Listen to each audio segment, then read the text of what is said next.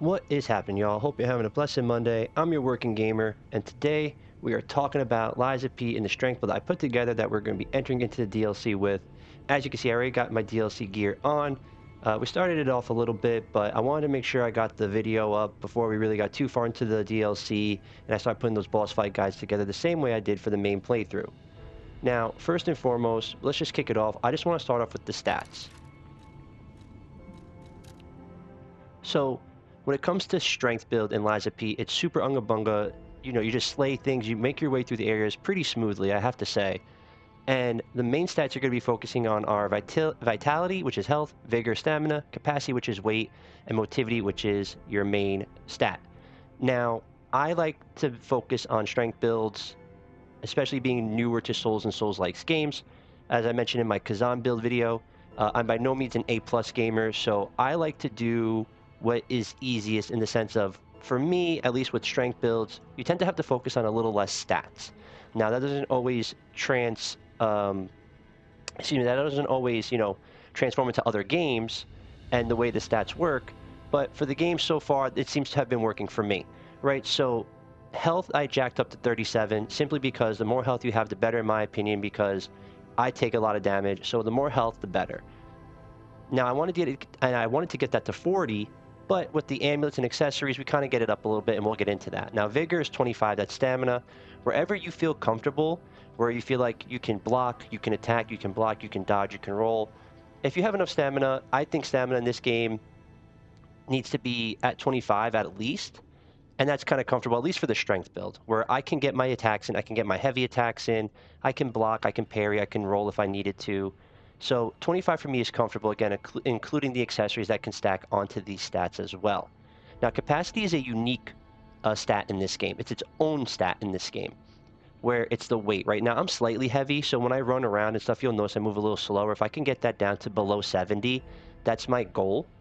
So for now, we're okay for now, but when we work our way through the DLC, I'm probably going to get that at least to 22, something like that, just to get it below 70, so we're a little bit more comfortable. Now, motivity, I want to get to 50 on its own, but 48 is really comfortable. It's a strong stat, and I'm making my way through the areas, no problems, and, getting through the main game, no problems. And so for me, somewhere between like 35, 40, 25, 20, 25, and 45 to 50, going from vitality down to motivity, I think those are comfortable numbers where you're going to see your return on that investment.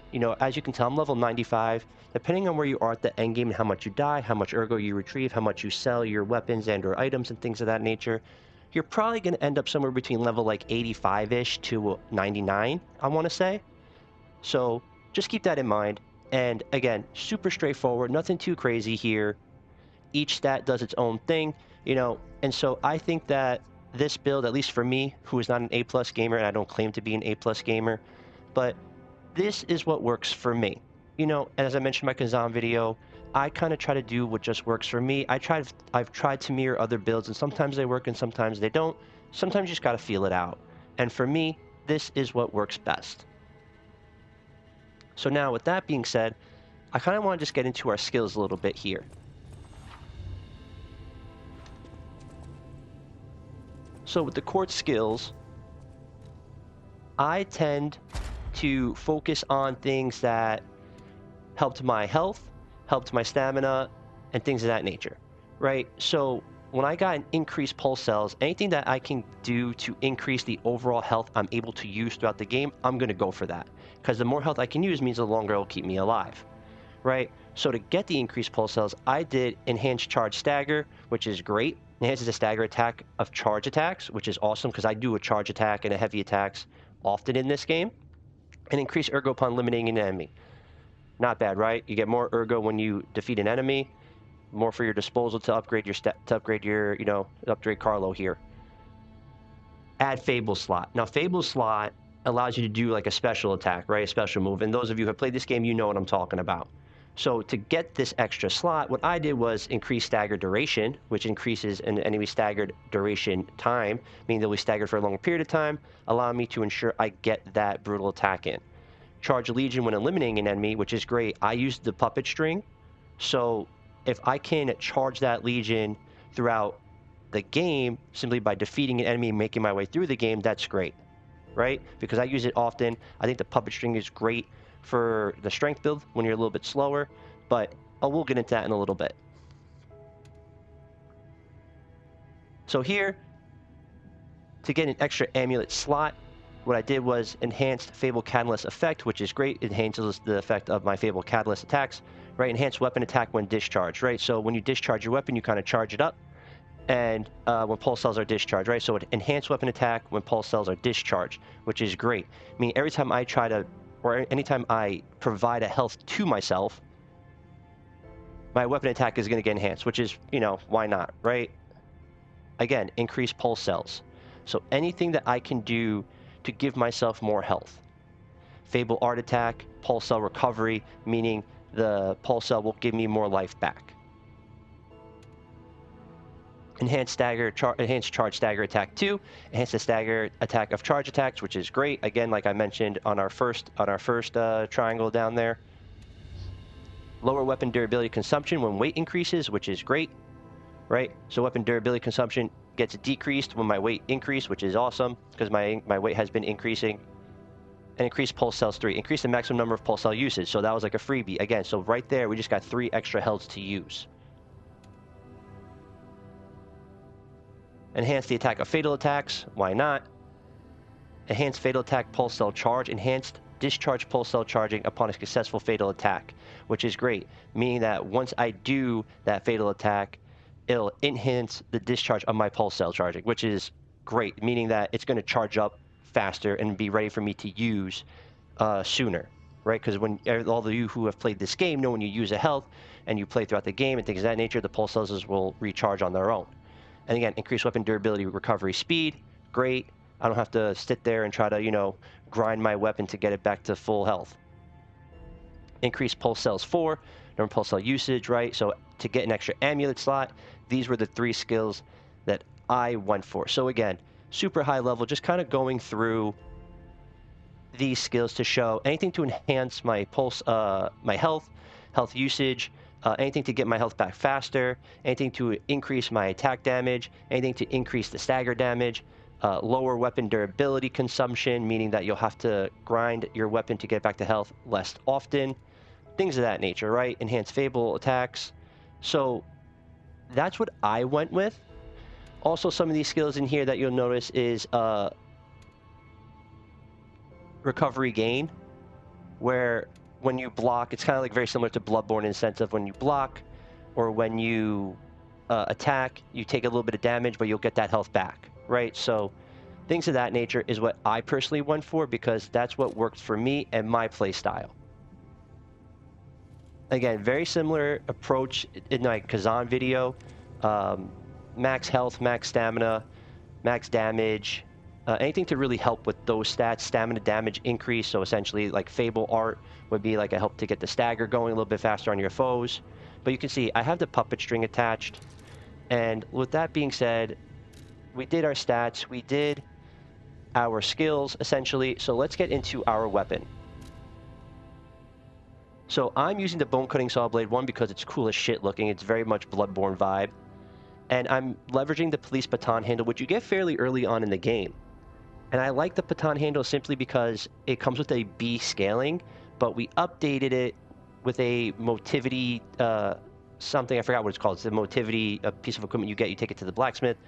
And the scaling for the handle went from a B to an A, which is great, right? As you can see, the Bone Cutting Saw Blade is maxed out at a +10.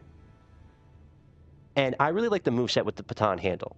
So I like how it goes left, right. We'll demonstrate that. It looks cool. A scaling. So, you know, I like this one because it scales really well with the strength build, of course.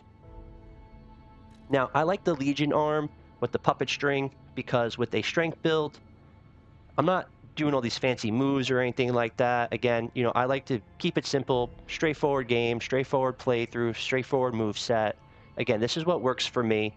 Again, I don't claim to be this A+ gamer. This is how I like to approach my builds in my games, in my playthroughs, because the simpler it is for me, the easier it is for me to figure out, right? So if I have to focus on less stats or less moving pieces and things of that nature, I don't have to worry about like, oh, if I dump 5 into advanced, I got to dump 3 more into technique or anything like that, right? So I just focus on strength builds predominantly because for me it's a little simpler. I could be wrong, and again, that doesn't transform, or that doesn't switch into every game, right? Because stats are different in every game and they affect different attributes of your character. But for me, the puppet string is good, and this play style is good because the string brings the enemies to you. It can take you to the enemy, and you can kind of single out the enemies as opposed to running into a horde and doing like a whole big, fancy take on this horde thing with a huge spear spinning in circles and taking them all out. That's cool. That's flary. That's got pizzazz. That's awesome. Sometimes that doesn't always work for me. So if I can go through a horde, single them out, pull them to me, take them out, pull them in, take them out, So for me, that's how I like to do it.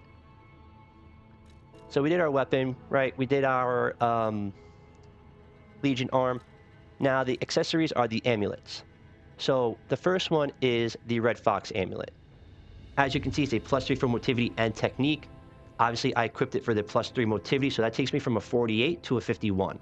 So it breaches that 50 slot that I was aiming for. Just increasing, the strength of my character here, Carlo. Next, we have the Blue Guardianship amulet, which increases the max amount of HP, stamina, and Legion. So that's a great one to have because your HP goes up, your stamina goes up, and your Legion goes up. So everything goes up. Really nice, really clean. Again, anything with max health, max stamina, that's what I go for. This one right here, motivity +4. Now this takes me to a total of 55, which is great. Now my motivity is at 55 essentially, and I'm sitting nice and pretty. So with these amulets and these accessories, I don't have to focus on my motivity so much anymore. I can focus on getting my capacity up to make sure I go from slightly heavy to, not heavy at all. So that allows a little wiggle room for me to dump some points into my capacity, maybe a couple more into stamina, things of that nature, and it buys me a little bit of time.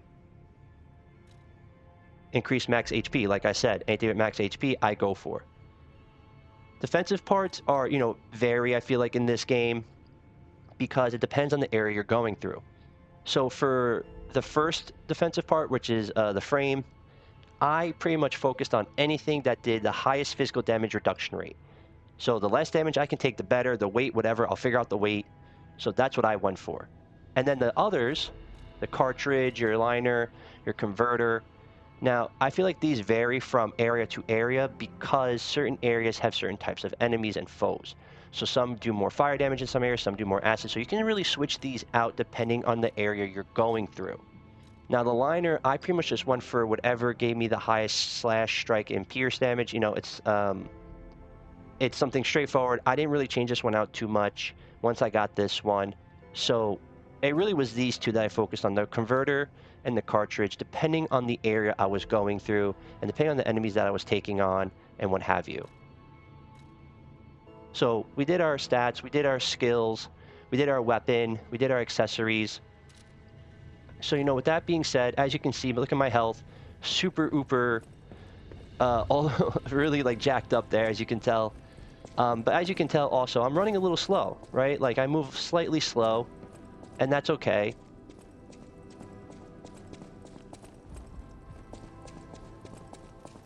And now what we're going to do is just demonstrate, why I like the bone cutting saw blade moveset, right? So here's the moveset. Right, left, right, left. It's pretty quick for a strength build, It's not like your super huge great sword that like you swing around or like a huge axe or hammer or anything like that. This is the heavy attack.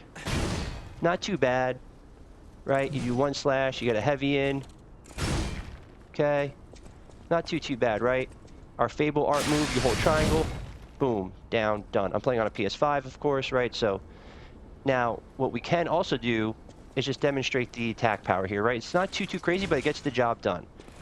652, right? So not too bad. Heavy attack, though, does some serious damage. Okay, 1300, pretty nice, right? We can also charge it up. Use some of our Fable arts, charge it up, a couple of times to get a heavy in. Boom. 2400, just about, a little bit more. Not too bad, right? We also have our Fable art move, which is good. I like the moveset. It's really straightforward, just over the top. Boom. So that's not too bad. And then, of course, we have our hold triangle, and then our follow-up with another big one. Boom. some serious damage there. You can see the numbers on top. Again, this is why I really like the bone cutting saw blade and the baton handle combination. Super straightforward, nothing too crazy. It looks cool. We have it right down by our side. We look like a boss. Total Bloodborne vibes. But then also with the puppet string, like I mentioned, you can just shoot and bring in the enemy to you, and then, you know, whack, whack. And if you're facing a little bit bigger enemies, you've got a good one-on-one going. You can bring yourself to the enemy, get a lick in, and come down for a big old heavy. And look at that, 1800, you stagger, finish him off. Really smooth, really simple, really straightforward. I personally really like this build. I personally really like the Quartz skills and everything. Again, straightforward. Whatever can give me health, whatever can give me attack damage, whatever can give me more Fable art, whatever can allow me to increase my pulse cells faster, whatever can allow me to have lower weapon consumption and higher weapon durability, things of that nature, I really went for. So, you know, very similar to my Kazan build, and trying to apply the same style and attributes over to this game, even though obviously it's not a mirror image, nor will it ever be, because all games are different. But the idea behind the build is always the same, in my opinion, because it's a simple approach. Health, stamina, attack damage, what allows me to take less damage, what can I do to increase stamina damage against the opponent, if that's a thing. So, you know, again, in this game there's weapon consumption, right? In other games there is not always a weapon consumption or a weapon durability factor. So whatever I can do to speed up my grindstone, so it speeds up pretty quick, as you saw there, right in the bottom right hand corner. So I really like this build. I think it's straightforward. I think anybody new to this game or playing this game, doing a fresh playthrough, I think a strength build is a very good build, because it's not like this super unga bunga, even though you are just slaying things left and right throughout this game with the strength build. So in that sense, yes, it is super unga bunga, but it doesn't come off as such. It's very smooth, very easy to do, very manageable, and I really like this build. So with that being said, we're going to wrap it up. I hope y'all please like and subscribe. We're going to go into the DLC and we're going to go get it, and I'm going to put those boss fight guides together the same way I did for the main playthrough that I did recently. Hope you have a blessed day. I'm your gamer. See y'all next time.